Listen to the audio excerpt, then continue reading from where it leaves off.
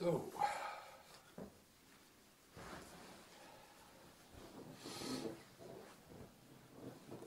tonight the discourse is going to be on the Satipatthana Sutta, the foundations of mindfulness.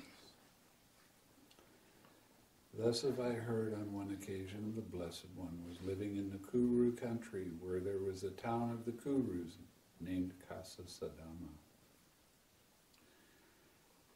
There he addressed the monks thus. Monks, venerable sir, they replied, the Blessed One said this. Monks, this is a direct path for the purification of beings, for surmounting sorrow and lamentation, for the disappearance of pain and grief, for the attainment of the true way, for the realization of Nibbāna. Namely, the four foundations of mindfulness. What are the four? Here, monks, a monk abides observing the body as a body, ardent, fully aware, and mindful, having put away covetousness and grief for the world. He abides contemplating feeling, he abides observing feeling as feeling, ardent, fully aware and mindful, having put away covetousness and grief for the world. He abides observing mind as mind, having ardent, fully aware and mindful, having put away covetousness and grief for the world.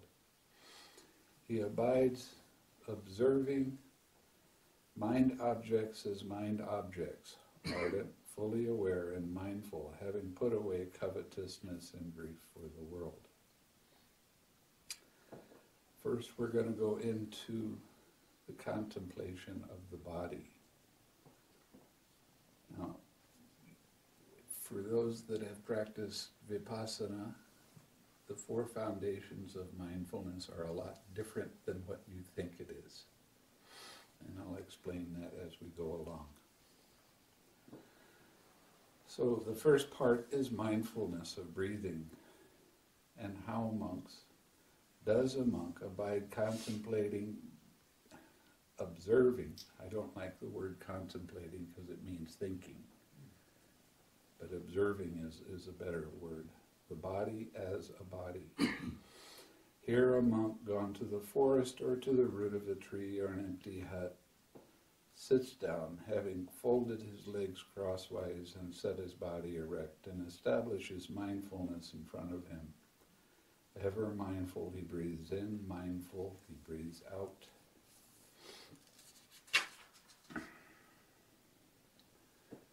Breathing in long, he understands I breathe in long. Or breathing out long, he understands I breathe out long. Breathing in short, he understands I breathe in short. Or breathing out short, he understands I breathe out short. In this description, did you hear me say nose, nostril tip, or abdomen? Did you? No. Why? It's not there. It's not there. It doesn't tell you to specifically put your attention on any place in your body. It's just that you know when you take a long breath and you know when you take a short breath. The key word to this is he understands. You understand when you're taking a long breath, you understand when you're taking a short breath. You understand when it's fine, the breath is fine, you understand when it's coarse. Now we get to the actual instructions. He trains thus. This means now you're doing the instructions the way he's telling you. I shall breathe in, experiencing the whole body. He trains thus. I shall breathe out, experiencing the whole body. He trains thus. I shall breathe in, tranquilizing the bodily formation. He trains thus, I shall breathe out, tranquilizing the bodily formation. Now this is key, because it says on the in-breath, you tranquilize a bodily formation. On the out-breath, you tranquilize a bodily formation. That is something that you never hear at a Vipassana retreat. What is it talking about? It's talking about your entire body, not as we think of in the West, from the neck down is your body and from the neck up is your mind. This is talking about from the top of your head all the way down to the bottom of your feet. And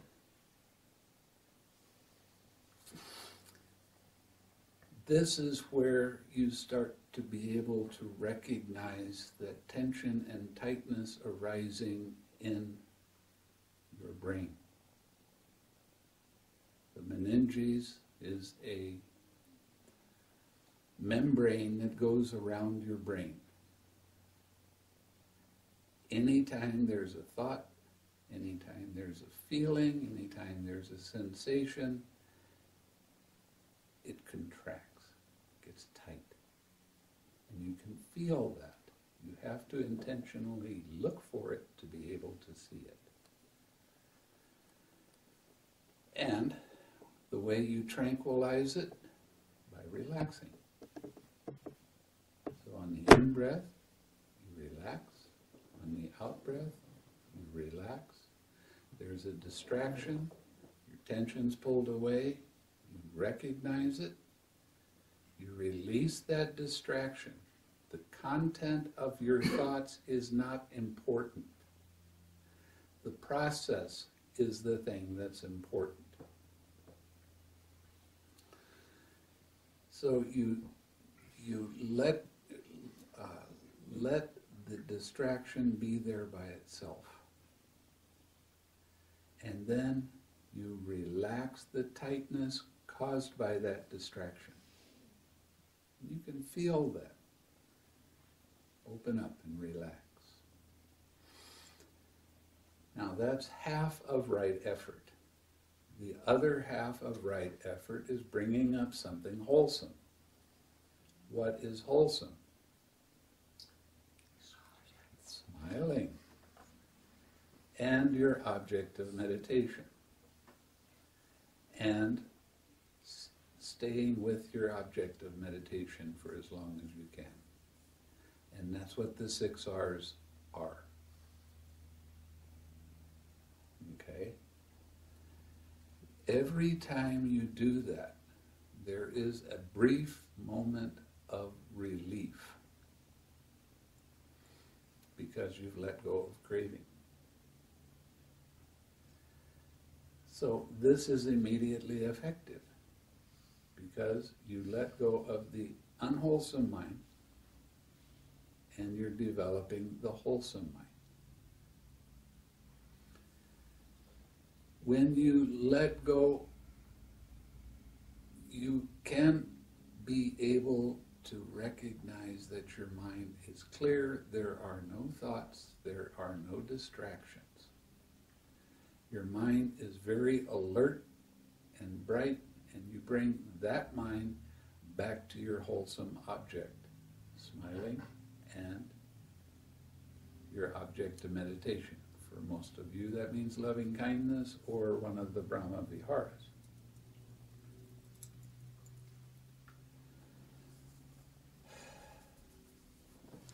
Now,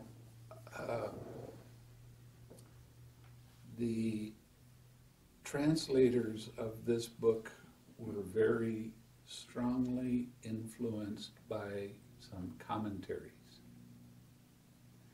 And they use some of the commentarial things, they just added it into some of the suttas, which eventually will be taken out, I promise. In this way, he abides observing the body as a body internally, externally, and both internally and externally. This is commentary. And then the translators start saying, or he does something else, or he does something else, or he does something else. And I take out the or. He observes in the body its nature of arising. He abides observing in the body the nature of vanishing. He abides observing the body its nature of arising and vanishing. So you see how the process works. It arises, it's there for a little while and disappears. And that's what this is talking about.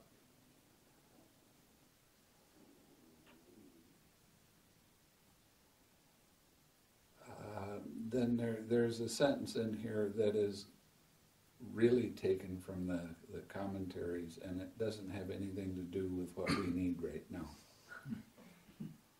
He abides independent, not craving or clinging to anything in the world. That is how a monk abides contemplating the body as a body.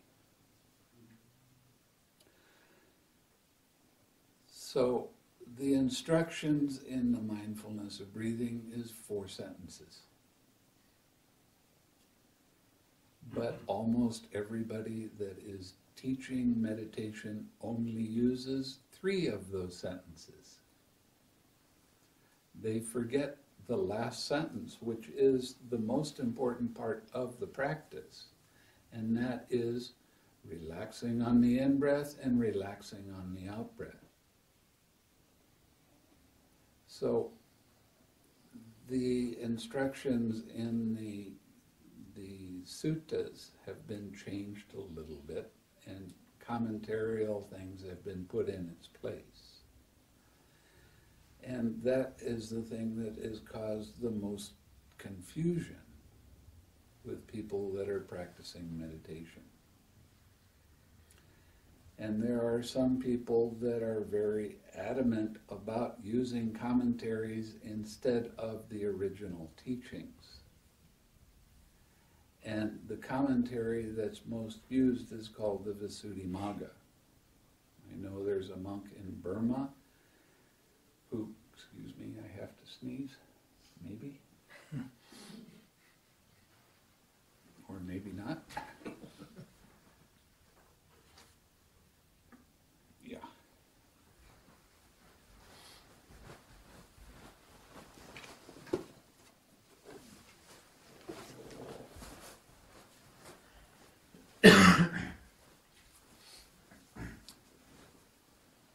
He has memorized the entire Visuddhimagga, and he follows the instructions in the Visuddhimagga very, very closely. And he's become quite a popular monk. The problem with the Visuddhimagga is that it was written 1,000 years after the Buddha died. And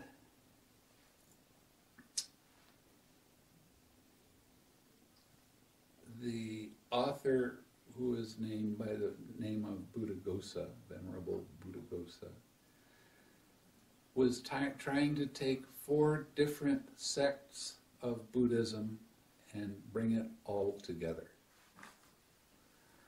Now, he was quite a scholar, and Buddhaghosa, before he became a Buddhist monk, was a Veda scholar. He understood the Brahman Vedas, and he didn't know anything about meditation. And when he became a monk, he went to one of the universities in southern India, and he started studying Pali, and he thought he was getting very good at that. And he started thinking that he knew Pali better than his Pali teacher. And the Pali teacher read his mind and said, It's not good. Now you have to pay a penance for this. So the teacher told him, you have to go to Sri Lanka, where they've written many, many commentaries, but they've written them in Sri Lankan, and you have to change them back into Pali. So when he came to Sri Lanka, the first book he wrote was the Visuddhimagga. The first part of the Visuddhimagga is actually pretty good. And it's on the morality. It's on sila. And there's a lot of things for monks that can learn a lot from that. The second part of the book is on concentration. And because he didn't know anything about the Buddha's teaching of meditation, he started thinking, well, meditation is meditation, right? It's all the same. I don't know what the Buddha taught, but I do know what the Vedas say. So he started taking the instructions from the Vedas and he used some Buddhist terms. And he started writing about this. And there's one section in there that's called access or neighborhood concentration. In Pali, it's called upachara samadhi. Upachara samadhi is not ever mentioned in the suttas. And when you get to upachara samadhi, the force of the concentration that they were practicing, which is absorption kind of concentration, one-pointed concentration, the force of the concentration would suppress the hindrances.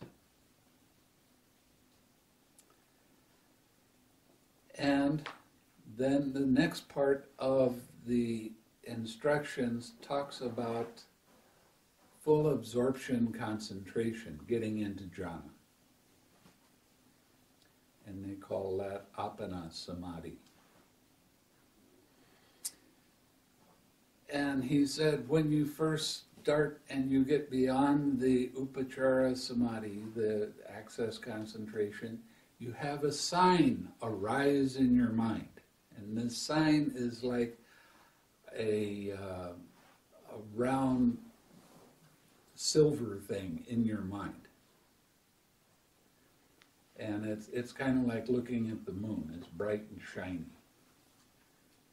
And he called that a nimitta. The nimitta in Pali means sign. That's all it means. It's a sign. The word nimitta is in the suttas, but it's not talking about a sign in the same way. And you're supposed to be able to do all kinds of neat stuff with this sign. You can make it big, you can make it small, you can do all kinds of things with it. But the problem with that is, he says, you take that as your object of meditation, and you don't pay attention to the breathing anymore. You still have the breath, and it's still there, and you can kind of notice it, but you're just supposed to focus on this sign.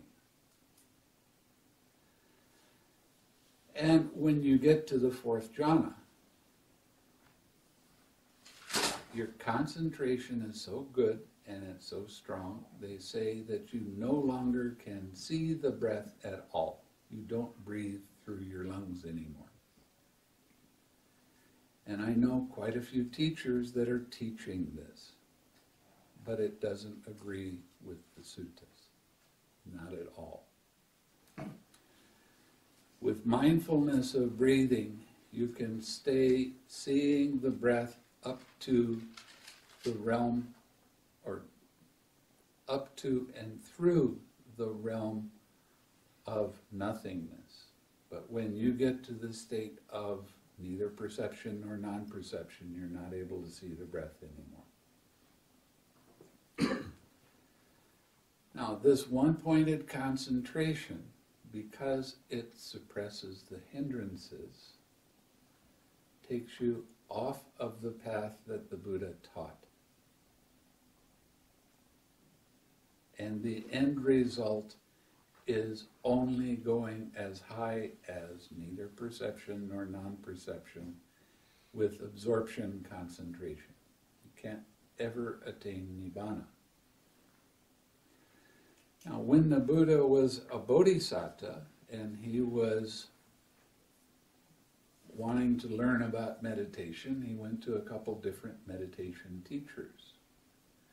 And his first meditation teacher, he got to the realm of nothingness. And he went to the teacher because he knew there was still more to do. And he said, "Is there any more?" And the teacher said, "No, this is as high as you get." And the teacher offered him to teach along with the teacher. And he declined. And he was very much disappointed. So he found another meditation teacher, and before he even started, he said, "Where does this meditation take you?" And this man said, "Well, it takes you to the realm of neither perception nor non-perception." So he did it. And he got to that realm. And he went to the teacher and he said, "There's still stuff there. There's still something there. This isn't quite right. Is there anything that's going to take me to Nibbāna?" And he said, "Nibbāna, that doesn't mean anything to me. This is as high as any human being can experience practicing absorption concentration."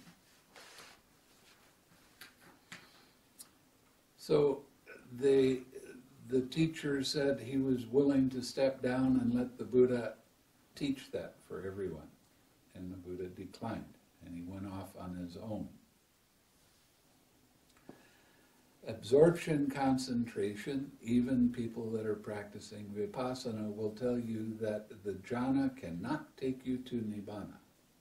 But it's the absorption jhana that they're talking about. The next part of the Visuddhimagga is, quote, vipassana. Vipassana, what does it mean? Insight. Right?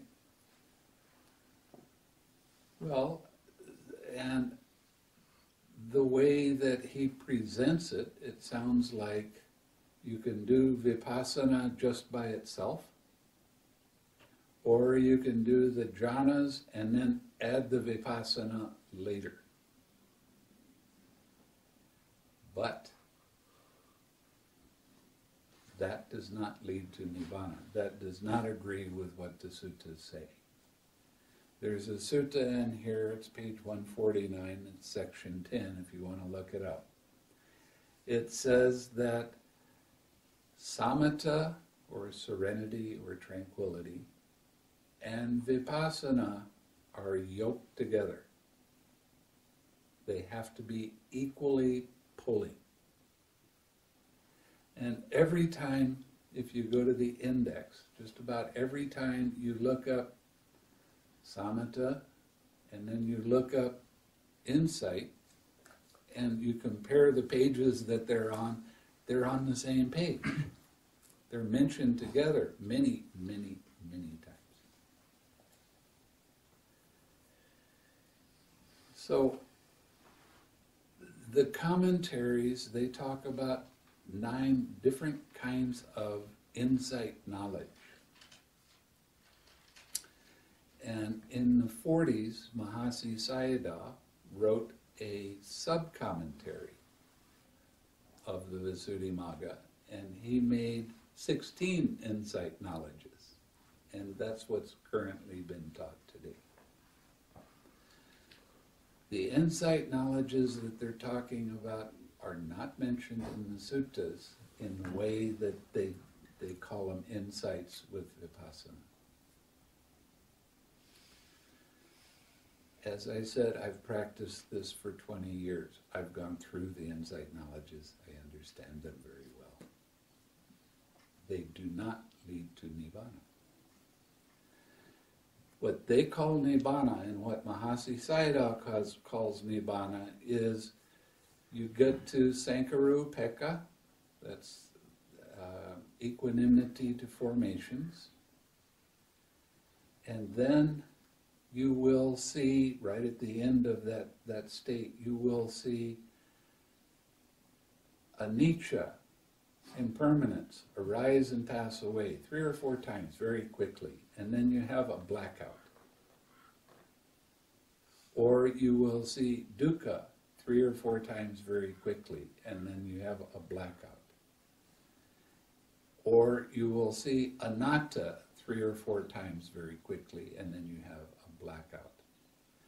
And when that blackout fades away, then you will see all of the insight knowledges exactly the way they happen, starting from the second insight knowledge all the way to the end of it. And it happens that way. But there's some problems with this, because that doesn't agree with the suttas.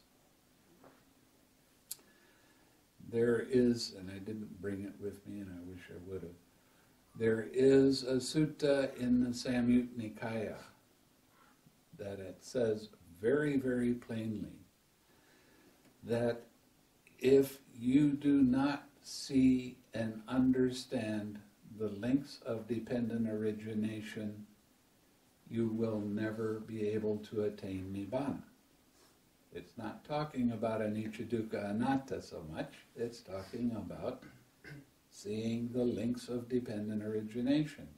And further down, it goes through all of the links of dependent origination, and it says, when you see and understand this, that is the way you attain Nibbāna.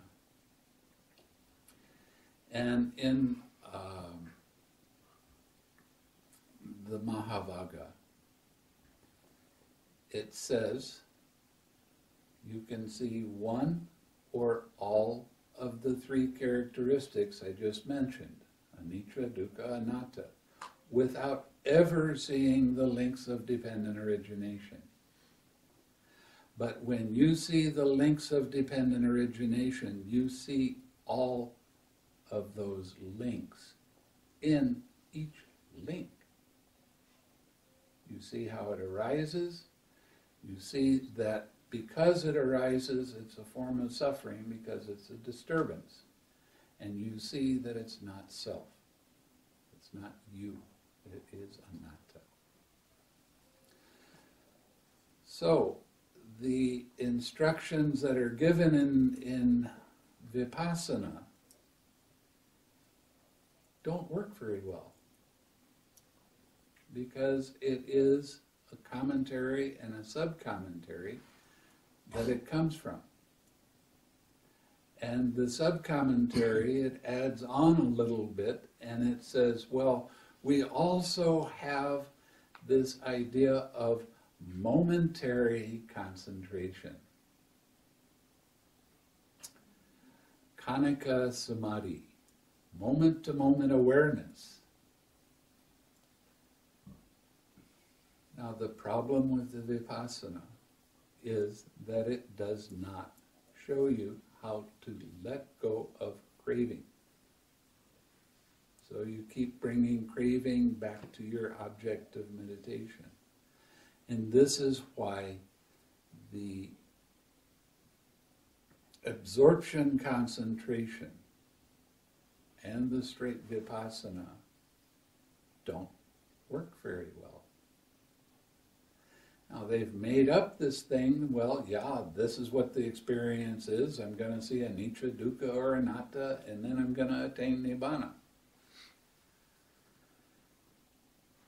I left Burma very disappointed after a 2-year retreat, because it didn't feel right. It didn't feel like I went deep enough, or I didn't have the relief that I was told that Nibbāna was.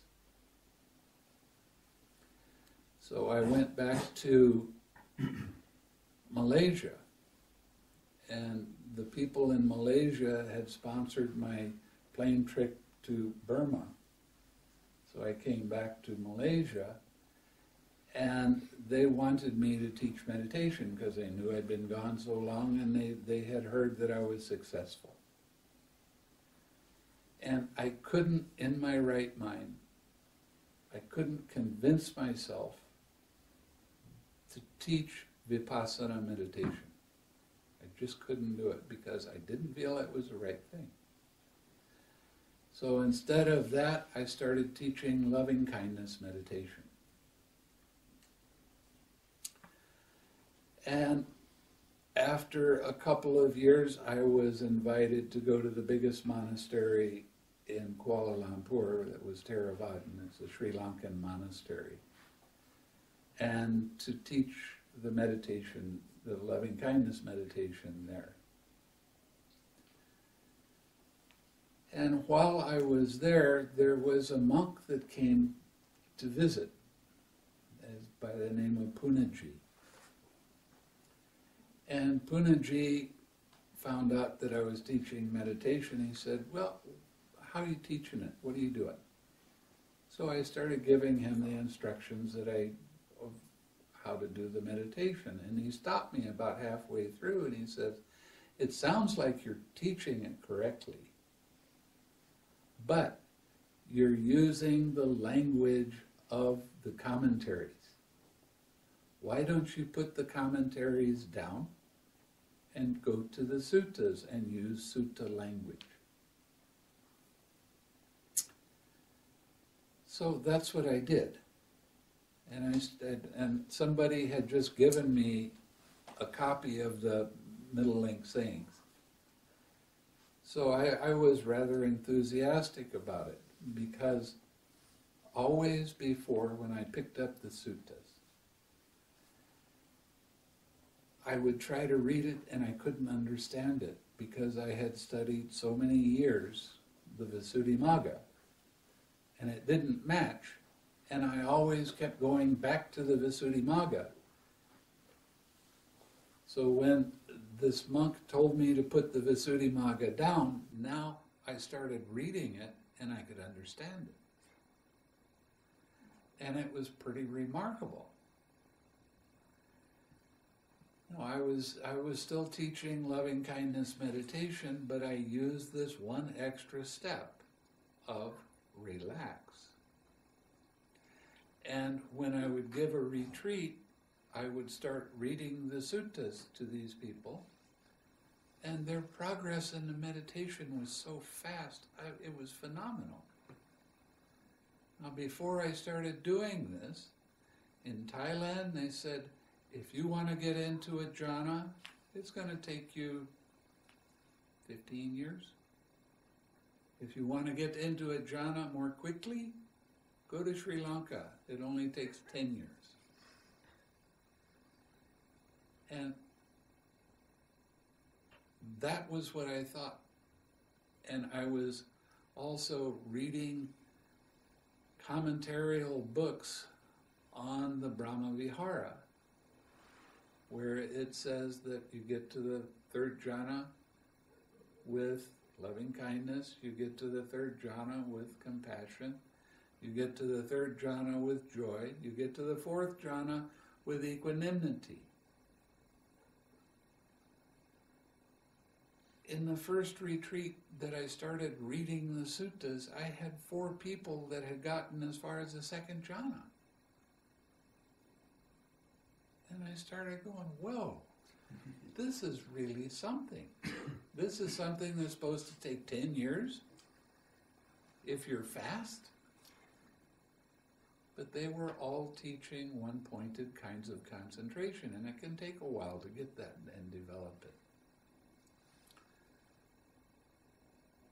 So as I started letting go of the ideas that I had with the commentaries and started reading the suttas,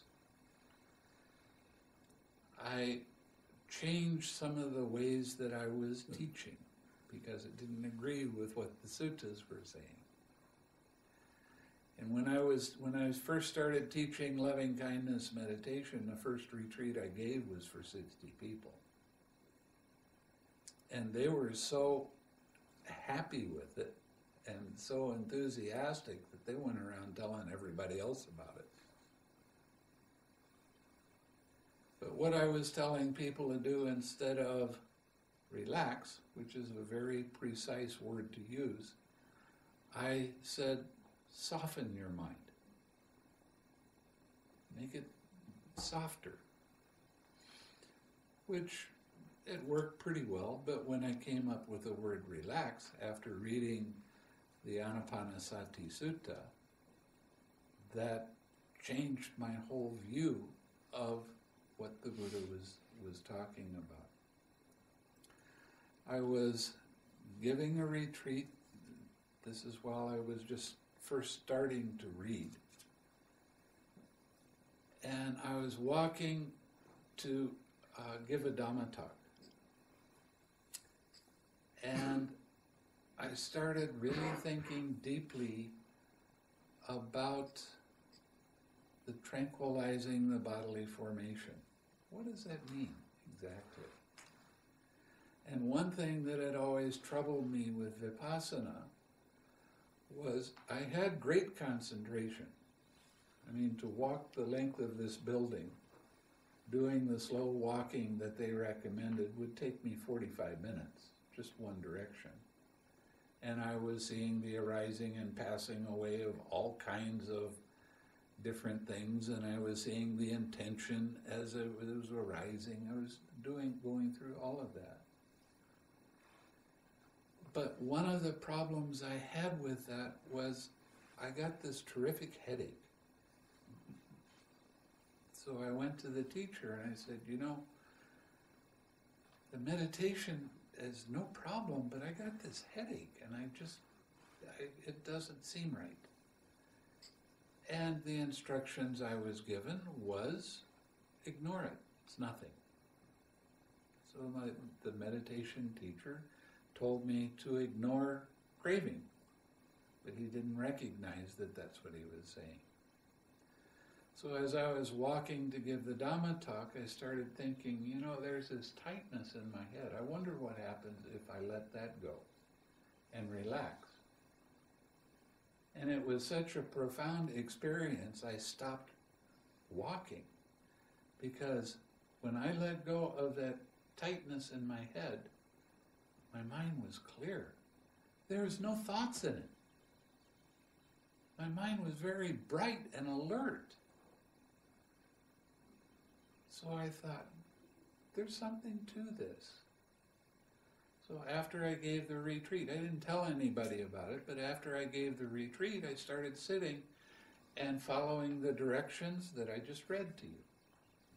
On the in-breath, you relax. On the out-breath, you relax. I went deeper, faster than I'd ever gone before. Now this is with, quote, being successful with all the insight knowledges. And I was deeper than that. So I thought, this is pretty amazing. So I went to the head monk and I got permission to take 2 weeks, and I wanted to go into Thailand because I knew where there was a great cave and do the meditation there. And this cave, it was real high. It was maybe 20 feet high and it went out over, so it was quite open and a lot of light and that sort of thing. And I would get up in the morning, I would do my alms round and eat, and then I would study. And then after 12 o'clock, then I would sit in meditation until 10 or 11 or 12 o'clock at night. And it was so interesting using that relaxed step that after 2 weeks I couldn't stop. And I just kept going, and I kept going, and I kept seeing all of these things that's talked about in the suttas. Well, that was a very nice confirmation that I was on the right path. After 3 months, the teacher in Malaysia got another monk to come get me so I could go back. And then I started teaching more and more what I'm showing you right now. And poor David is sick, but I was making cassette player of my talks. And I had about 100 cassettes, and I came back to America. And I gave those to him. And he started listening to the cassettes, the cassette talks that were 3 and 4 years old. And he started comparing that with the ones that are on the website. And they were consistently the same. The language changed a little bit, but it was exactly the same teaching. And he had never known of any meditation teacher to be that consistent. Why was I consistent? Because I was reading the suttas. And I was explaining the suttas. And I found different words over a period of time that make it easier to understand. So I wrote a book called the Anapanasati Sutta. And a printer printed it up and donated the books to me, and I had 3,000 copies, so I was giving them out. And somebody suggested that I take a couple copies and send it to Taiwan. And they were so impressed with that book that they printed up 30,000 copies of it, and they sent it all over the world to all different kinds of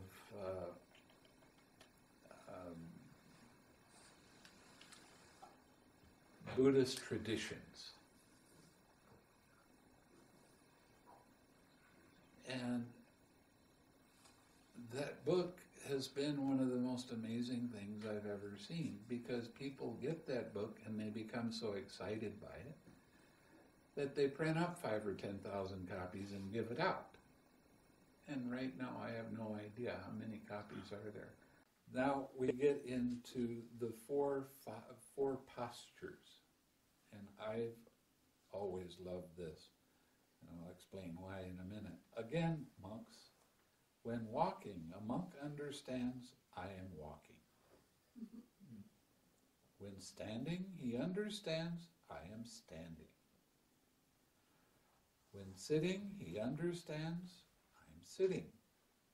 When lying down, he understands I'm lying down. When I was practicing Vipassana and doing the walking meditation, they told me I had to do this part of the practice. And I would get to the end of the walk, and I stood there, and I said to myself 10 or 15 times, standing, standing, standing, standing, like I didn't know that I was standing. Or sitting, sitting, sitting, or lying down, or walking, whatever it happened to be. But when I got the book and I started looking at it, it says he understands. Do you understand when you're standing and when you're not? Do you understand when you're sitting down? That's all it means. You know what your posture is. So I was kind of relieved to see that, so you didn't have to note something as dumb as, like, I don't know whether I'm sitting or not. I better check it out. Now we get to full awareness.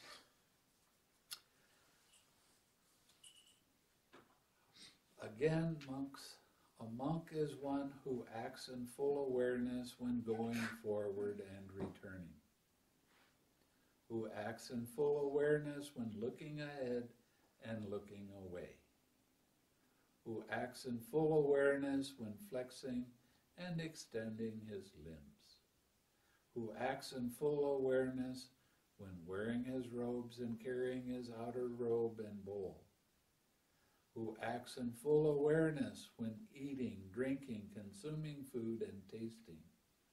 Who acts in full awareness when defecating and urinating. Who acts in full awareness when standing, walking, sitting, falling asleep, waking up, talking, and keeping silent. Full awareness of what? It's full awareness of mind when you're doing these activities. Full awareness means being aware of when there's tension and tightness in your head and when there's not, while you're doing activities.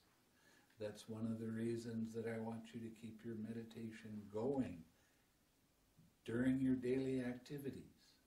So you can watch what mind is doing and let go of nonsense thoughts, and you can let go of distracting thoughts and be with what you're doing while you're doing it. And smile.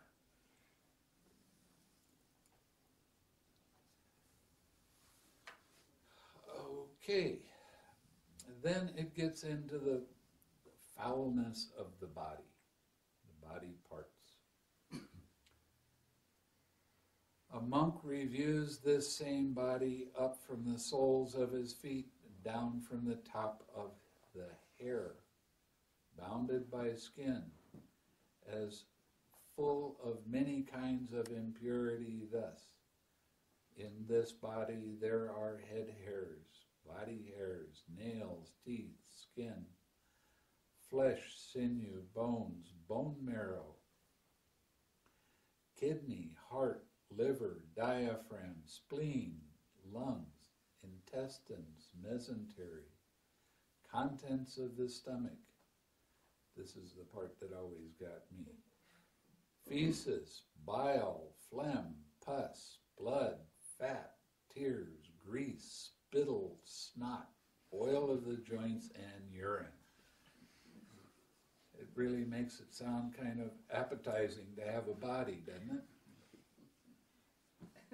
Now, this particular part of the meditation, some people use it and they don't know what they're doing. And it can be dangerous because you start looking at your body and how foul it actually is. You can become very disgusted with it. And even during the time of the Buddha, some monks committed suicide because they didn't want to have a body. This is a meditation that needs to have a teacher with it.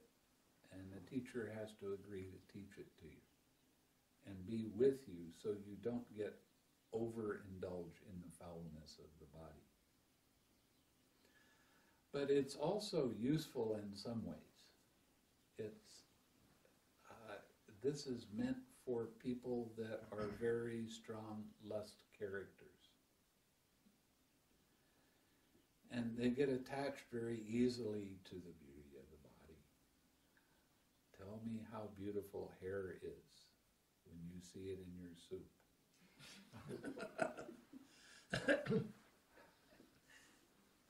When you see somebody walk by you and they really are very strikingly beautiful or handsome, turn them inside out. Oh, you have such a beautiful set of intestines. Your liver is really wonderful. That pus and that bile, wow, isn't that nice? And what it does is it takes the lust away so your mind comes in balance. I was teaching a lot of college students when I was in Malaysia. And they were young and frisky. What more can you say? And so when they were doing the meditation, I didn't want them to get off balance. So I suggested that they see somebody beautiful and turn them inside out, and how beautiful are they? And they got it, they understood it, and it was helpful to them, because lust was coming up very often. That happens when you have a young body. Thank God it goes away after a while.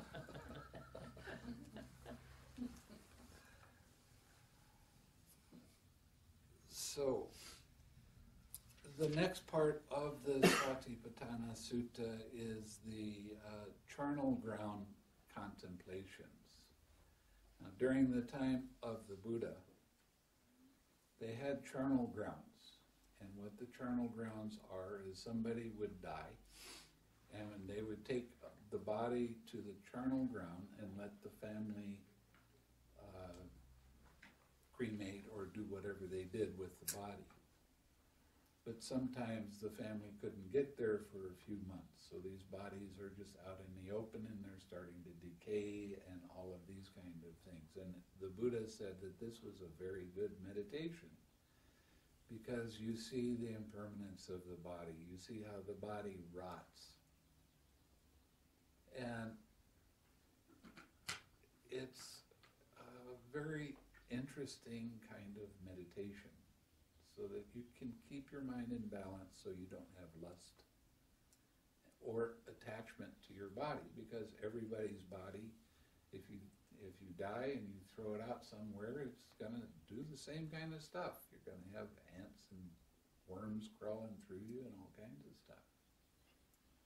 So you lose your attachment to your body, and that causes your mind to have more balance. That's what this meditation is all about.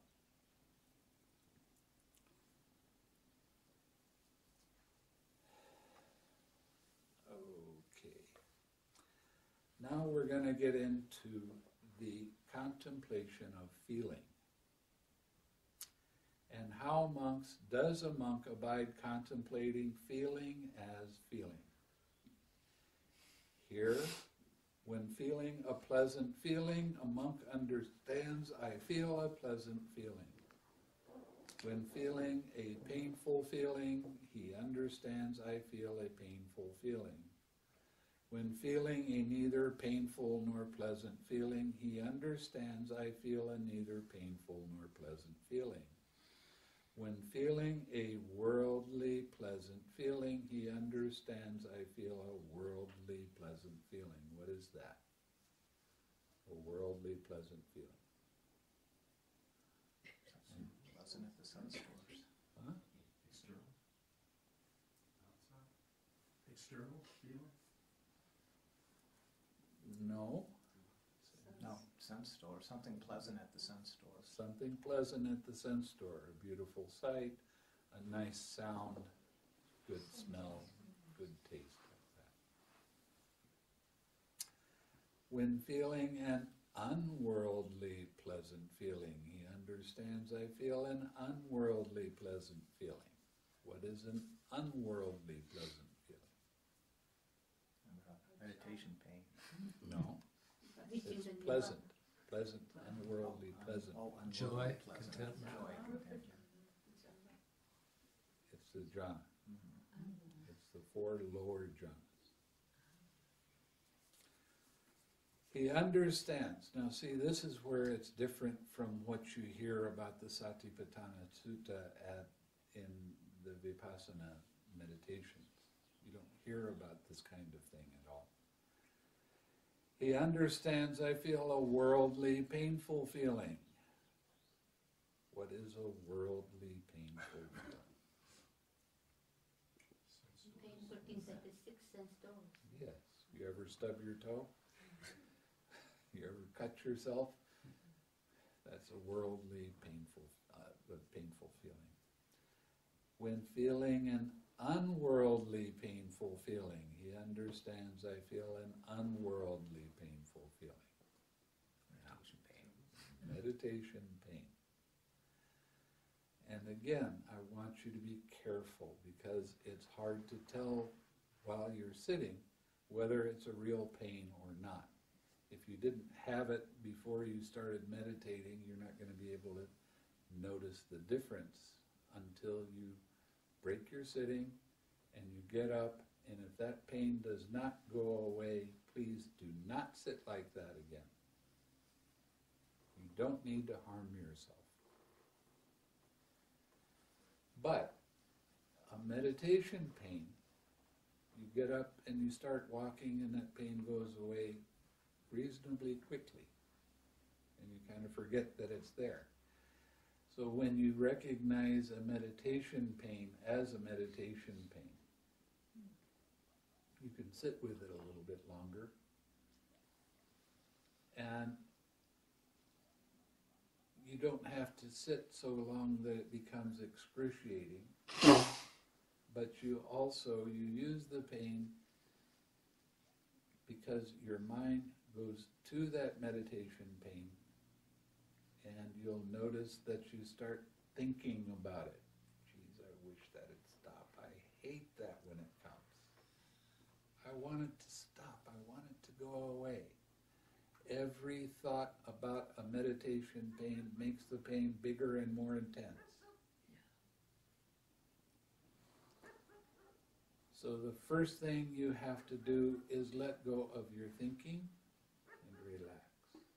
Now you'll notice a tight mental fist wrapped around that meditation pain. That is aversion. I don't like it, I don't want it there. The truth is, when a sensation or pain arises in your body, it's there. Anytime you try to fight with the pain, anytime you try to control the pain, anytime you try to change it and make it different than it is, that is the cause of suffering. So when a meditation comes up, a meditation pain, let go of that tight mental fist around it. It's okay for that sensation to be there. It has to be okay, because that's the truth. It's there. And then relax and smile and come back to your object of meditation. Now the thing with the meditation pains is they don't go away right away. So your mind gets pulled back to it. So do it again, and do it again, and do it again. Eventually, one of two things will happen. Either the pain will go away, or it won't.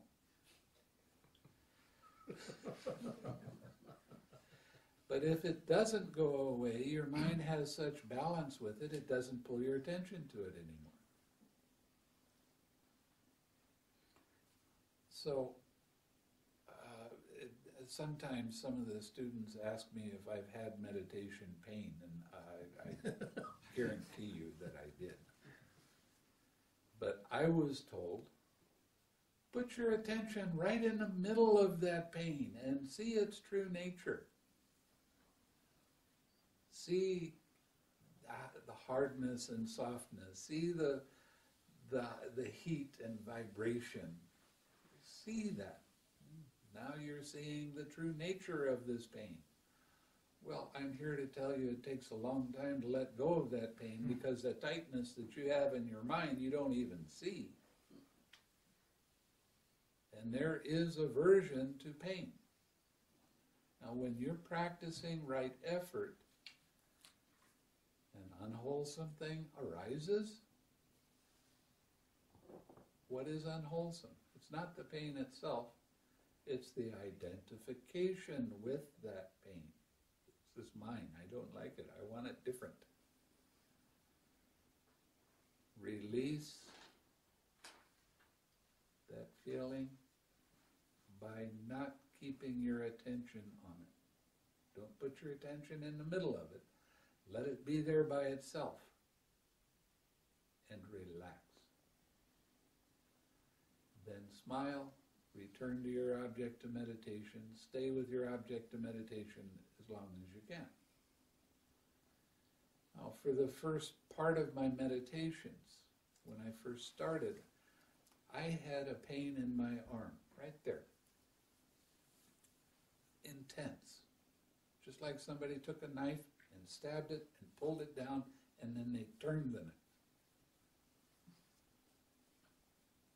And it would get so intense that I couldn't pick my arm up. Don't do that. Don't get into putting your attention into the middle of it and trying to see what it is, because it just causes that pain to get bigger and tighter. Allow it to be. Even when you get up into the higher jhanas, you can still have meditation pain arise at different times. But when you get up into the higher jhanas,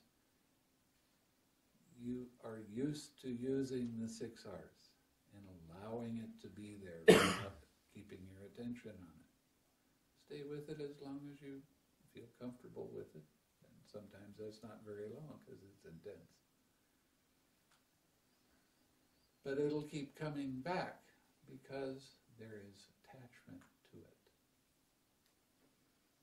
And when you lose the attachment to it, then it'll stop bothering you anymore.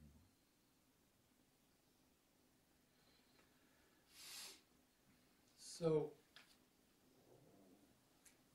I know that a lot of different kinds of vipassana are being taught, and they talk an awful lot about suffering. So when a meditation pain comes up, they say, see, there's suffering right there. Everything is suffering. Dukkha, dukkha, dukkha, dukkha, dukkha. And they focus on that. And that's what their teaching is. Everything in life is dukkha. Well, it's not true. There are some things that don't have any attachment to it that are not dukkha. And that is getting into your jhanas. Your mind is wholesome and it's pleasurable. You all know that. It's nice.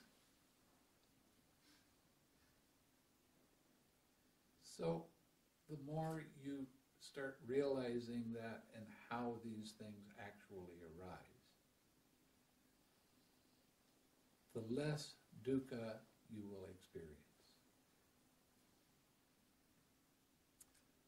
That's a promise. Okay? Just remember, you got to follow the directions. That's the one.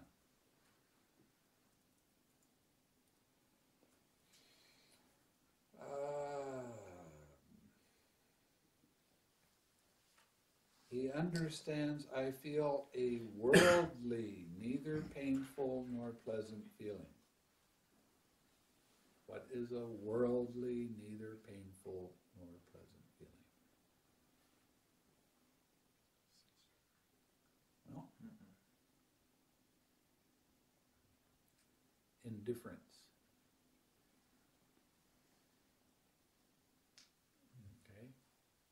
It is indifference.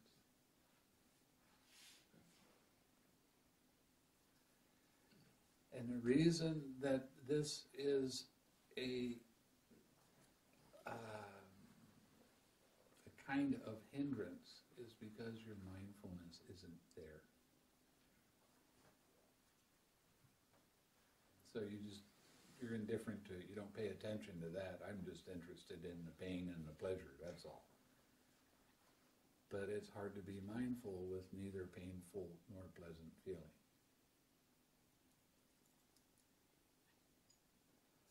When feeling an unworldly, neither painful nor pleasant feeling, he understands, I feel an unworldly, neither painful nor pleasant feeling. What is an unworldly, neither painful nor pleasant feeling? Equanimity. Equanimity. That's right.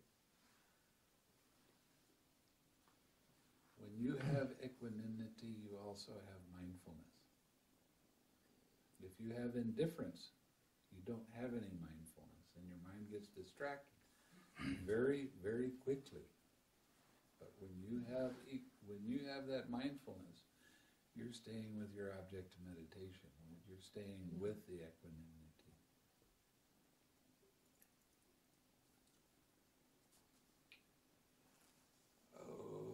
Okay.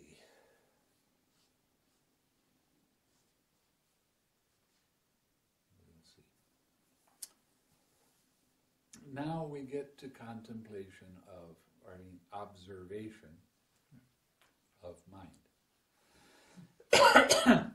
And how does a monk abide observing mind as mind? Here a monk understands mind affected by lust as mind affected by lust, and mind unaffected by lust as mind unaffected by lust. He understands mind affected by hate as mind affected by hate, and mind unaffected by hate as mind unaffected by hate. He understands mind affected by delusion. So what are we talking about here? Lust, hatred, delusion.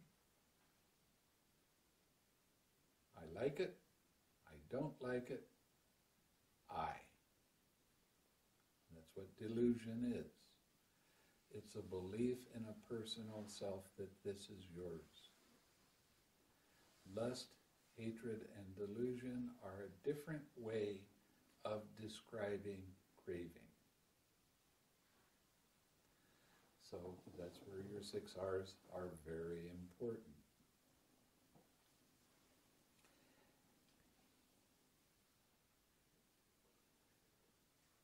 He understands contracted mind as contracted mind. What is a contracted mind? Something you're all very, very familiar with. Sloth and torpor. What it does is it contracts your mind just a little bit.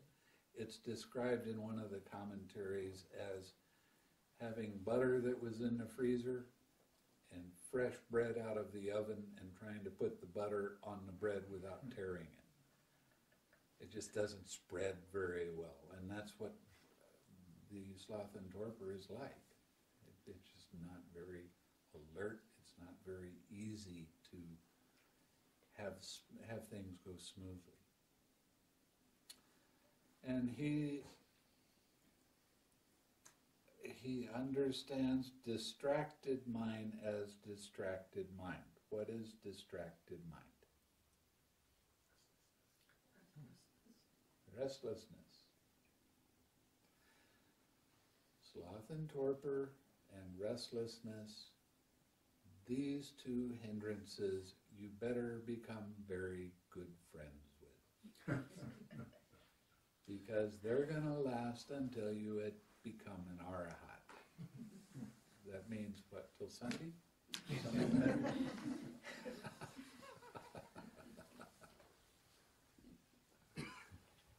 He understands exalted mind as exalted mind. What is an exalted mind?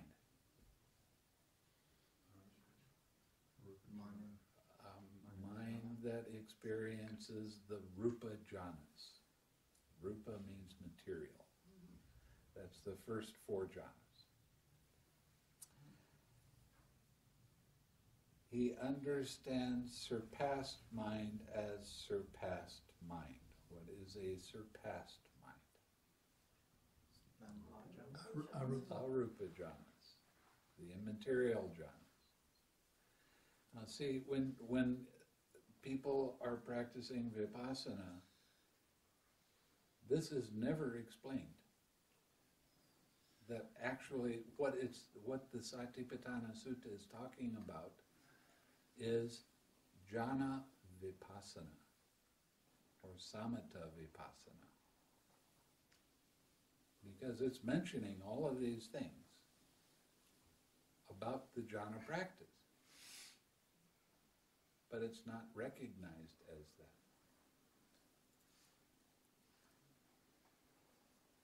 He understands a collected mind as collected mind, and uncollected mind as uncollected mind. What is a collected mind? mind that's unified, that stays on your object of meditation without distraction. It's collected. He understands liberated mind as liberated and unliberated mind as unliberated. Now there's two kinds of liberated mind. And when I first introduced this on the internet, boy did I have a lot of people going, "Where did you hear that?" There are two kinds of Nibbāna. There is a mundane Nibbāna. Every time you use the 6 R's and let go of the craving, that is a mundane Nibbāna. And then there is the super mundane Nibbāna, where that is the final letting go of all conditioned states. So, next we come to the observation of mind objects. Here a monk abides observing mind objects as mind objects in terms of the 5 hindrances. And how does he do that?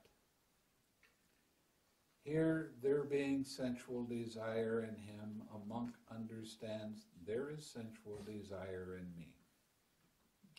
And there being no sensual desire in him, he understands there is no sensual desire in me. And he also understands, listen carefully, how there comes to be the arising of the unarisen sensual desire, and how there comes to be the abandoning of the arisen sensual desire, and how there comes to be the future non-arising of abandoned sensual desire. Okay? How does there come to be the arising of the unarisen sensual desire? How does it come to be? How does it happen? Mindfulness becomes weak or disappears. Now, when you're in a jhana and one of the hindrances arises and you 6R, you're not in the jhana at that time, but you're coming back to the jhana when you come back to your object of meditation. That's why I ask you in the interviews, how long do you stay with your object of meditation? And I'm not looking for exact numbers. I want to know how long it feels like you were on your object of meditation before your mind got distracted, because when I know that, I know how to talk to you so that I can help you with your progress. So, when your mindfulness slips, that means that your attention gets pulled away from the object of meditation. Not when you're staying on the object of meditation and something comes up, a thought or whatever arises. If it doesn't pull your attention to it, ignore it. That means you're still staying on the object of meditation. Only when there is a distraction that pulls your attention away. Now, you're not on the object of meditation at all. You're caught up in the hindrance, whatever it happens to be.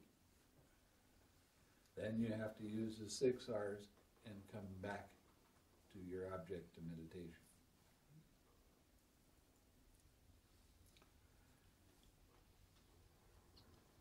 And how there comes to be the abandoning of the arisen sensual desire. How do you abandon it? 6 hours. 6 R's. And how there comes to be the future non-arising of abandoned sensual desire. Stay on your object of meditation.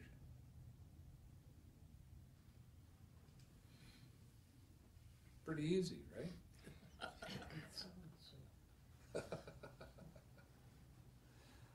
And then it goes through the aversion, the sloth and torpor, restlessness, and doubt.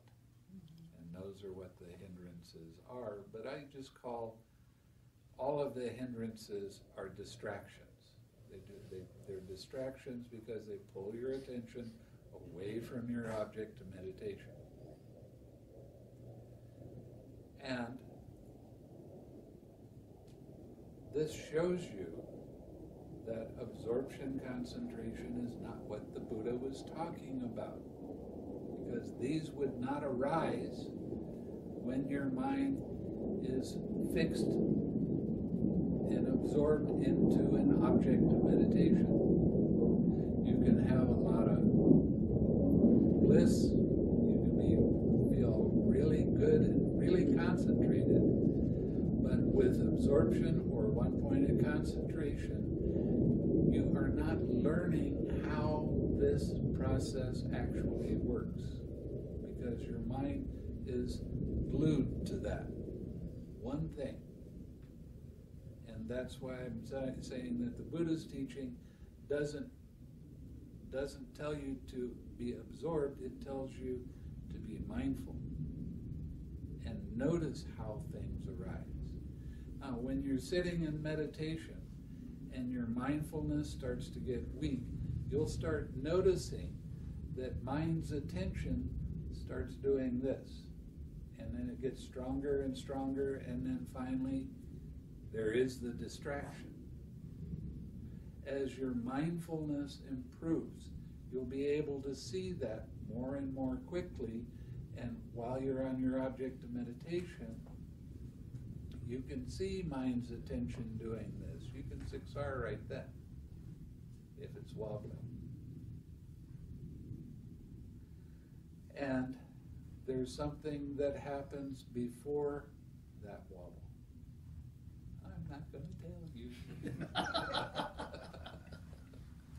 You have to tell me what it is. But there's something that happens, and this is getting into subtle states of mind. This is getting into your realm of nothingness and realm of neither perception or non-perception.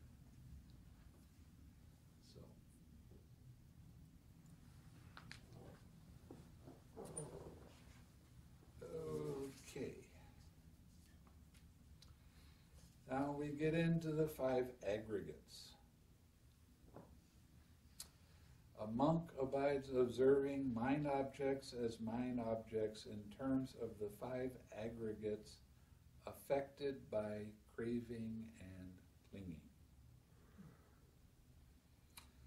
And how does a monk do that? Here a monk understands such is material form, dukkha, such its origin,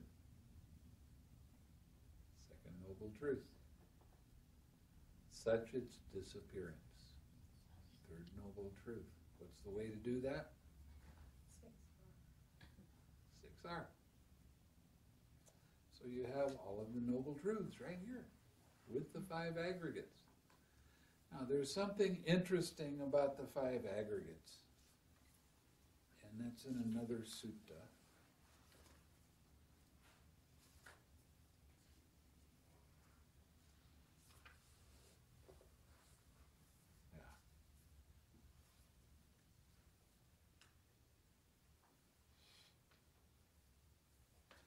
The 5 aggregates are body, feeling, perception, formations, and consciousness. Now, it says, feeling, perception, and consciousness, these states are conjoined. Not disjoint, they're conjoined.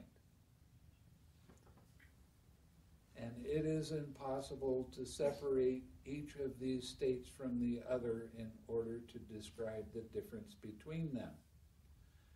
For what one feels, that one perceives. And what one perceives, that one cognizes.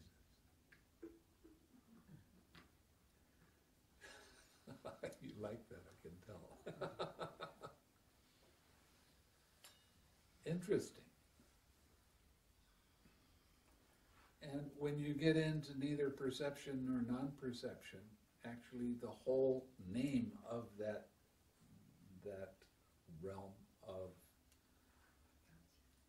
awareness is neither perception nor non-perception, feeling nor non-feeling, consciousness nor non-consciousness. Because these three, they're conjoined. They just shortened it in the book so they didn't have to write all of that out.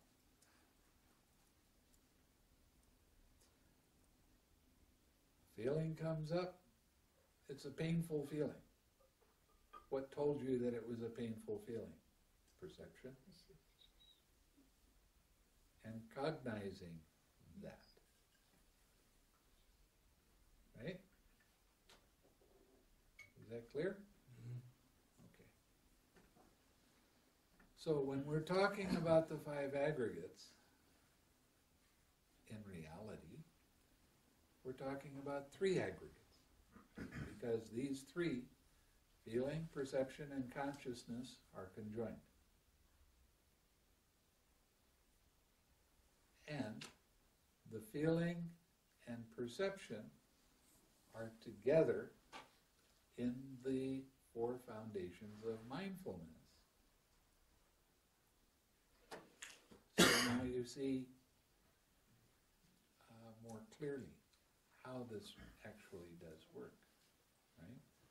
And that the Four Noble Truths are in that. Any kind of disturbance, any kind of movement of mind's attention away from your object of meditation is dukkha. That is suffering. Why? Because mind's attention is moving and distracting. That's dukkha. What's the cause of that? Crave. How do you let go of that? 6 R's. Third noble truth, isn't it? And the way to do it? 6 R's. So that has all of the noble truths in it. This is one of the things that many people talk about the noble truths, but they talk about it in such general terms that nobody really understands how intricate and how it's interwoven in the Buddha's teaching. That's just the big teaching, you know. This is dukkha, this is a cause, this is the cessation, this is how to do it. And that's they leave it alone after that. But in your practice, when you do it in a practical way, you start to see the subtler and subtler meanings of the Four Noble Truths and how they actually do work and how they lead to the cessation of all suffering. You see the Four Noble Truths a lot. You see the links of dependent origination a lot. Feeling arises, craving arises, clinging arises. That's part of dependent origination. You're seeing those links. Each of those links is a kind of disturbance. Each of those links has all four of the Noble Truths.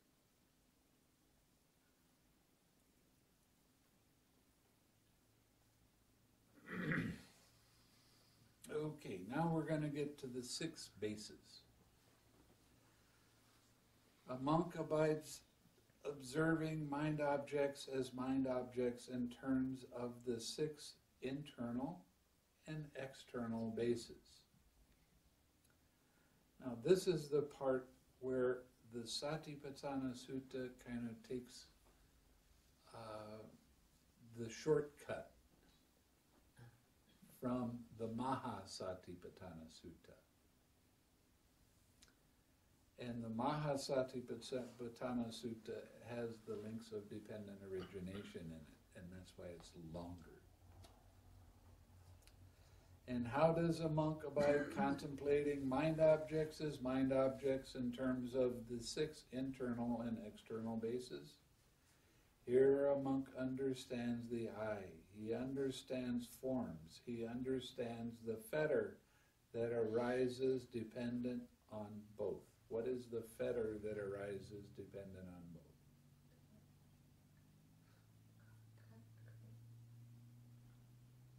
Louder, louder.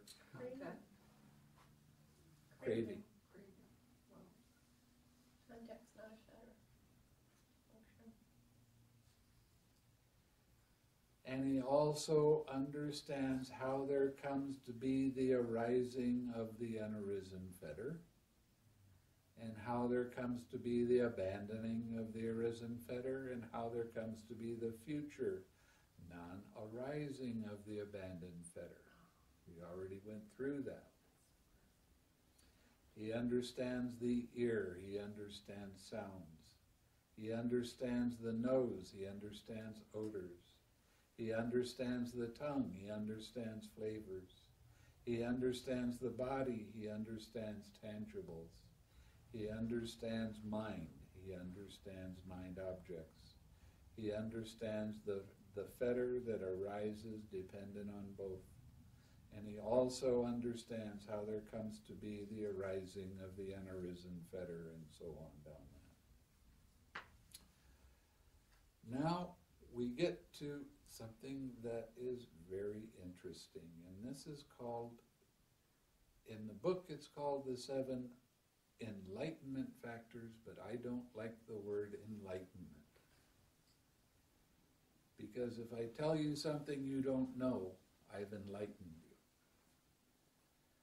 I prefer the word awakening, because you become awake when you start seeing these 7 factors, more and more awake.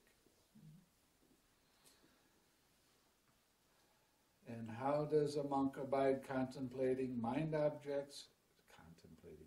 Observing. Always change that in your mind. Contemplating is no good. Observing is the word. Mind objects as mind objects in terms of the 7 awakening factors. Here, there being the mindfulness awakening factor in him, he understands there is the mindfulness awakening factor in me. Or there being no mindfulness awakening factor in him, he understands there's no mindfulness awakening factor in me. And he understands how there comes to be the arising of the unarisen mindfulness awakening factor, and how the mindfulness awakening factor comes to fulfillment by development. The first of the awakening factors is mindfulness, observation of how mind's attention moves. You know when you're doing it, you know when you don't. You know when your mind is staying on your object of meditation because your mindfulness is helping you to stay on that. And it's also helping you to recognize when mind's attention starts to move away. As you go deeper in your meditation, you will start to see that more and more clearly. The next of the awakening factors is called investigation of experience. Observing how mind's attention moves, investigating, seeing it for yourself. What happens first? What happens right after that? What happens after that? What happens after that? Sloth and torpor, any of the hindrances don't just all of a sudden pop up and pull your attention away. It happens from a process. Now, when we're starting to talk about the awakening factors, these are the things that help you so that you're able to see the more and more subtle aspects of the process of the impersonal nature of dependent origination. That's what meditation is. It's kind of comical. Sometimes I'll go to give a talk to people that are practicing meditation. And I'll say, why are you meditating? Why? Oh, so I can get more awareness. Awareness of what? I can become more clear. I can become enlightened. What does that mean? Then the definition of meditation has to come in. Meditation is observing how mind's attention moves and seeing the impersonal nature of all of the links of dependent origination and how they occur. That's what meditation is about. Meditation is not about just being more mindful. Meditation is about seeing the impersonal nature of everything that arises, even the subtle, tiny, little movements of mind's attention. Now, when you start seeing that definition, you start looking more closely as to how it happens. That's what investigation is. The investigation of your experience. How does mind's attention move, and seeing it as part of a process doesn't have anything to do with me, it's just happening by itself. It's not mine.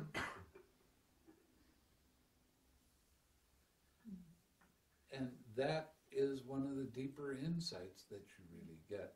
And it gets better and better.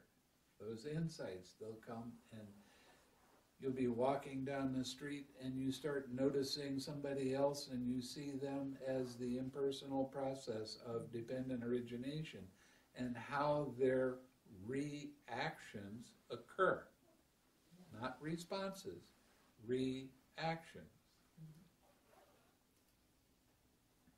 And it gets to be quite fun, and you start to see more and more clearly how every human being, I don't care whether they're from the East or they're from Africa, I don't care if they're from the South Pole. Everybody has this happen in exactly the same way if they're a human being. And sometimes you can even watch animals and see how it happens.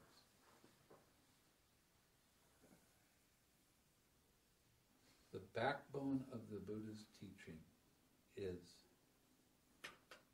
knowing and understanding the links of dependent origination and how they occur.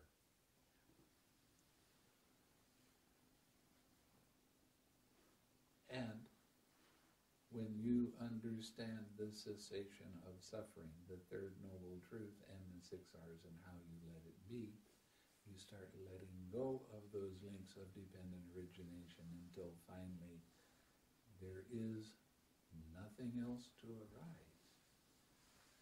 There's no more conditioned. There is Nibbāna.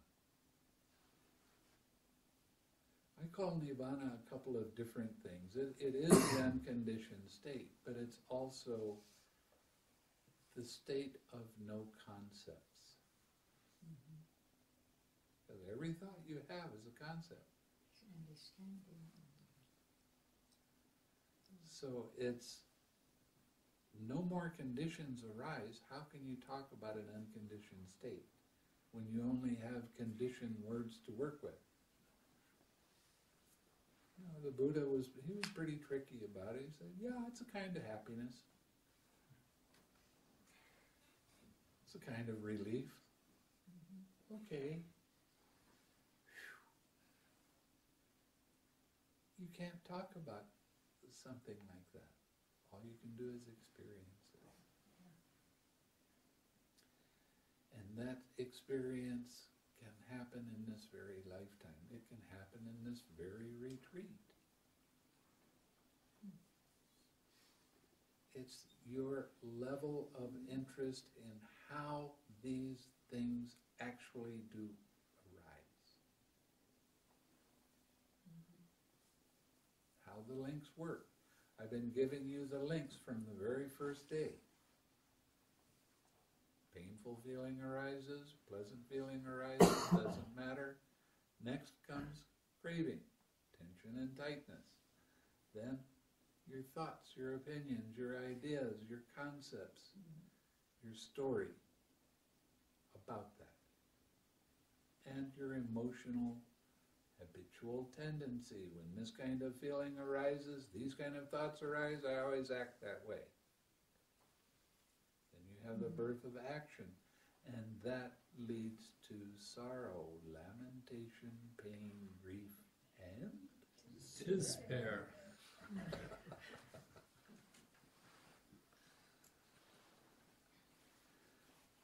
the next of the awakening factors is energy. Now, I've been talking to you about energy for a little bit and how you have to balance staying with your object of meditation. If you have too much energy, you get restless. If you don't have enough, you get dull. You need to learn how to adjust little bits at a time until there's balance. The awakening factor of energy is quite interesting. And while you're in one sitting, staying with your object of meditation doesn't always stay the same. It starts changing a little bit. And you have to learn how to adjust a little bit. Yeah. So in one sitting, you might adjust 4 or 5 times.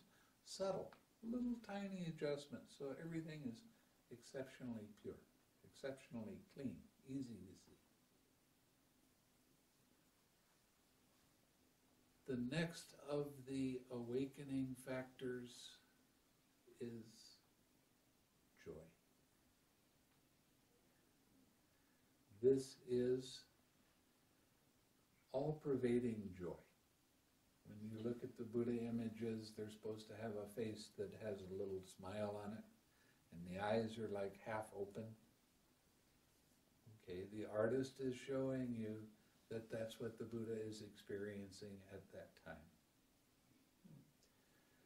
Joy it's not like the joy you experience at the first part of your meditation. This doesn't have the excitement in it. It doesn't have the movement in it. This is a calmer, peaceful kind of joy. But you feel real happy.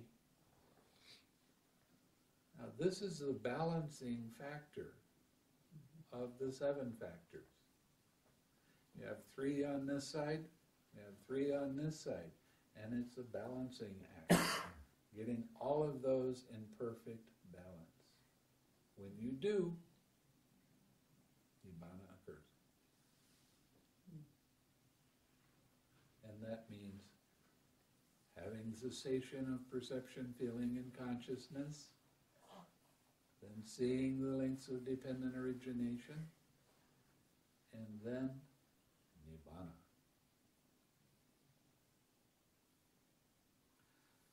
Takes perfect balance. Now sometimes somebody will come into me and they'll be sitting in, say, equanimity, and I recognize something in them that's out of balance with the awakening factors, and I say, okay, with the equanimity, I want you to use a wish, like you've been using with your loving kindness all along, a wish of stillness. What is stillness? That is the awakening factor of samadhi. Okay? So you put stillness with the equanimity and they start to get into balance. Sometimes I'll tell somebody, you need to put some, with the equanimity, you need some more tranquility. So you use that as a wish. You bring that up as a feeling and you put it with the equanimity so it gets in balance. Wouldn't that be covered with the very used term, knowing oneself? That's a general term, That's right. but on a what deeper level- I'm talking about now is very, very specific. Yes, I understand. Yeah. The interrelatedness with everything, Yeah. and where that is in the realm of knowing. And what knowing that this is all in your perception. It's more not understanding than knowing. There's a subtle difference in here that I'm trying. I didn't hear that. Hang on just a second, I gotta Yeah. think.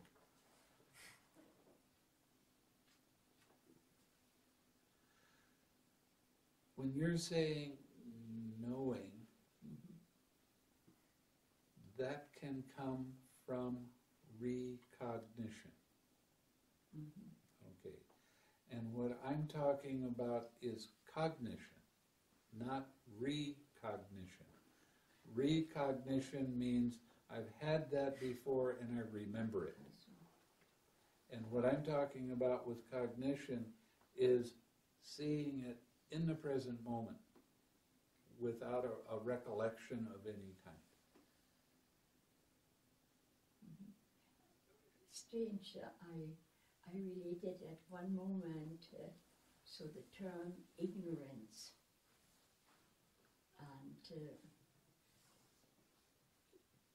and realized all what we heard tonight. That is ignoring it. Yes. So for me that word, ignorance, began to have flames. It's true. Yeah. Well, it's true, yeah, it's Yeah. ignoring. Yeah. You know, one said this is ignorance, but what does it mean? We ignore all that. Yeah, and I was told by big monks that you can't say it that way. Oh yeah? Yeah, and I argued with them. I mean, Yeah. it means that you're not paying attention. That's right. Such a wonderful word. Yeah, it is. And it doesn't mean stupid. No, It just no, means you're ignoring, you're not No. paying attention to it. Right, In ignore. other words, the mindfulness is not there. It's actually on a right perception. It's ignoring your life as you live it. All aspects and Yeah. interconnectedness Yeah. and so on. It's just aliveness Yeah. filled up in a certain understanding. Yeah. It's wonderful. Excellent. Good insight. And that is joy, isn't it? Well, that causes joy to arise. And this kind of joy is real interesting in a few ways. It is that happy feeling, but you can be sitting with your eyes closed, and this joy is there, and all of a sudden your eyes pop open. So that's weird. You close your eyes pop open. Close your eyes pop open. Okay, you want to be open? Stay open. I don't care. But that is one of the ways that you can recognize this awakening factor of joy. Yeah. And it's a very gentle, happy feeling coming out of every cell in your body. It's before, when you were experiencing joy, it had excitement in it. Yeah. And it still would pop out of every place in your body, but you felt light, you felt almost like you're floating, and there's that excitement of that joy. This joy doesn't have that. This joy has a calm kind of joy feeling. And it just kind of oozes out of everything, just like pouring water in this and just having it flow over it. satisfying feeling it has. Oh, yeah. Yeah. The next awakening factor is tranquility. When you have restlessness arising in your mind, bring up a feeling of tranquility. And put that with your object of meditation, and your mind will just become peaceful and calm. So the restlessness won't be near as strong.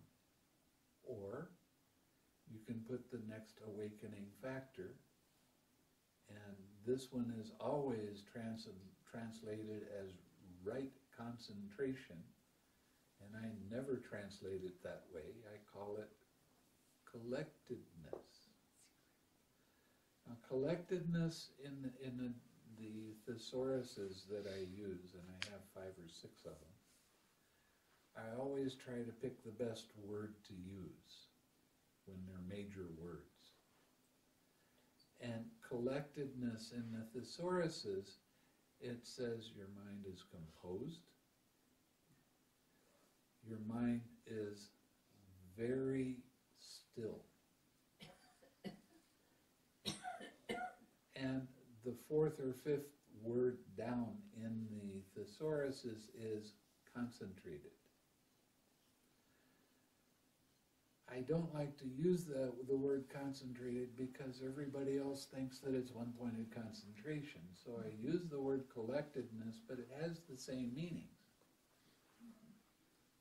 Okay, so, and quite often I will call it stillness with the awakening factors. And when you put your stillness with your object of meditation, the restlessness will just fade away by itself.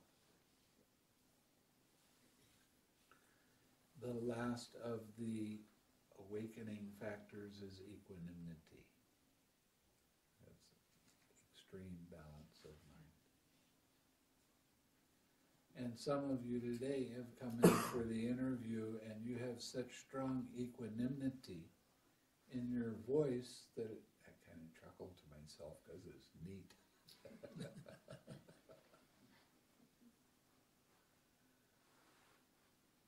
So these awakening factors, when they get in balance, the first 3 awakening factors, the mindfulness, of course that's used for everything, and the investigation and the energy, these are what you use to overcome sloth and torpor. Investigate. How does sloth and torpor arise? What happens first? What happens after that? What happens after that? What happens after that? When you start investigating how sloth and torpor works, you're naturally picking up your energy. So that helps it to fade away by itself. Okay? And the tranquility and the stillness, these are the things that you bring up when there's restlessness. Now this is what it says in the Samyutta Nikāya. This is from the suttas itself. It's not something I'm making up. Now, I don't care what the hindrance is. You allow it to be there by itself without keeping your attention on it. But there is one sutta here in the Majjhima Nikāya that it tells you that you really have to work hard to make the restlessness go away, or make the distraction go away. It says, while he's giving attention to stilling the thought formation of thoughts, there arise in him evil, unwholesome thoughts connected with desire, hate, and delusion. Then, with his teeth clutched and his tongue pressed against the roof of his mouth, He should beat down, constrain, and crush mind with mind. Now, does that sound like a peaceful, calm kind of meditation? This was taken from another sutta, where the Buddha was describing some of his different meditation experiences and his experiments to see if it worked. And he did this and found out it don't work. But somebody added this part and this sutta at some later time, mostly because they were practicing one-pointed concentration. They don't know how to get rid of hindrances. All of you are much smarter than 98% of the people, because you know how to recognize it, and now you know how to let it go.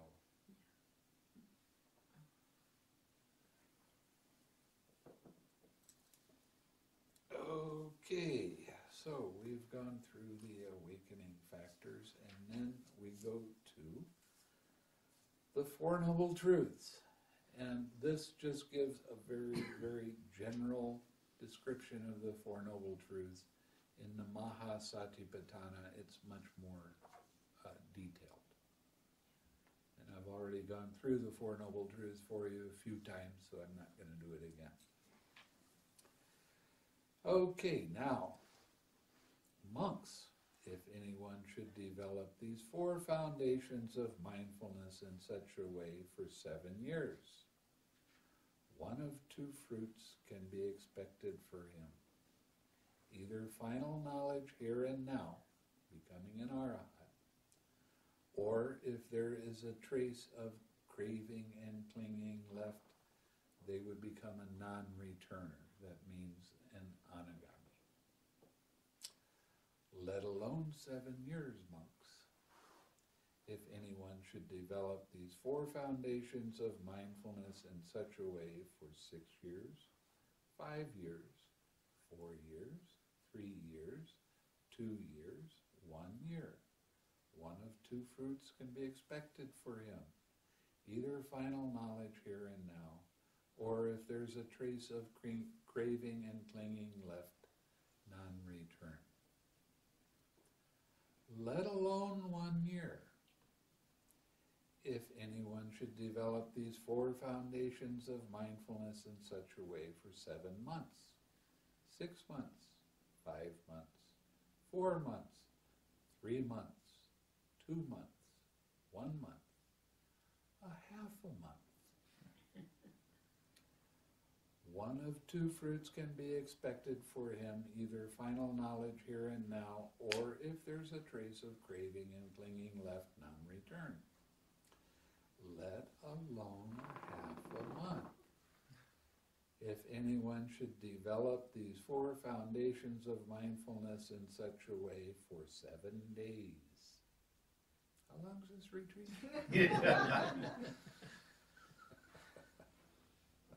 One of two fruits can be expected for him, either final knowledge here and now, or if there's a trace of craving and clinging left, non-return. So it was with reference to this that it was said, monks, this is a direct path for the purification of beings, for the surmounting of sorrow and lamentation, for the disappearance of pain and grief, for the attainment of the true way, for the realization of Nibbāna, namely the four foundations of mindfulness. This is what the Blessed One said. The monks were satisfied and delighted in the Blessed One's words. Thank you. Not bad. I used to take 2 days doing this. So, got a question? Yeah. What's the difference between collectedness and equanimity? Collectedness is a composed mind that's very still. Equanimity is a mind that has extreme balance in it.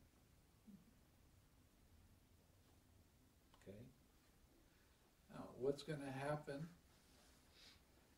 as you keep going deeper and deeper in your practice, you're going to get to a place where you are going to experience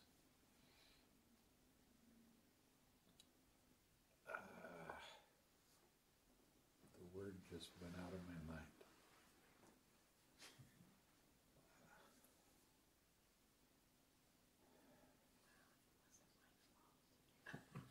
No, but you know the word. Oh, the disenchantment. That's what it was. What is disenchanted? It means that the things that were real special to you and really meant a lot, now they're not so special anymore. Now you're just seeing things as they are, and they're all pretty much equal. And then your mind will start to go deeper, and you will experience dispassion. Dispassion is the highest degree of equanimity that you can experience. You look over here and you see this, you look over here and you see that. There's really no difference. It's just sight, color and form coming in, hitting the eye consciousness arises. The meeting of the three is called eye contact. With eye contact as condition, eye feeling arises. With eye feeling, when eye feeling arises, eye craving arises. Then what happens after that is the clinging, the habitual tendency, the birth of action, and the suffering. So when you see all of that with dispassion, you'll be able to see the different links, and you'll be able to 6R. And that's how you get to an unconditioned state. Because every link of the dependent origination is a condition for the next link. And when that link doesn't arise, then there's no other condition. And that's Nibbāna. It's such a big wow that when you come out of that state, your understanding changes, and you start to see things in a more balanced, unemotional state. You can still have emotions arise, but you're not attached to them. There's not a lot of personality change that happens at first. Over a period of time after you've had the fruition, the first thing you experience is the path knowledge. The next thing you will experience is the fruition knowledge. Once you have the fruition, it starts to get set. And over a period of time, you'll start noticing changes in the way you look at things. And how you used to get caught up in something really a lot, and it would take days and weeks and months to straighten it out, and now it's not quite so bad. It gets easier as time goes by. And your mind, you sit in meditation, your mind can go right into equanimity and then neither perception nor non-perception pretty easily. So there's a lot of advantages of not working too hard, but working hard enough. Being balanced with your energy, with your effort, with all of your links of the awakening factors. Okay? Want anybody else? I have to say before I finish that I am very, very pleased with how well everyone is doing. This is not, it's a simple practice, and at times it's incredibly difficult, and other times it's easy. And you're going through, you're doing it. And this is a really good thing. And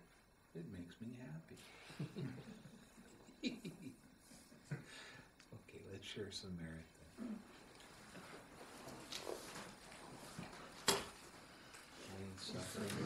Be suffering free, and the fear-struck fearless be.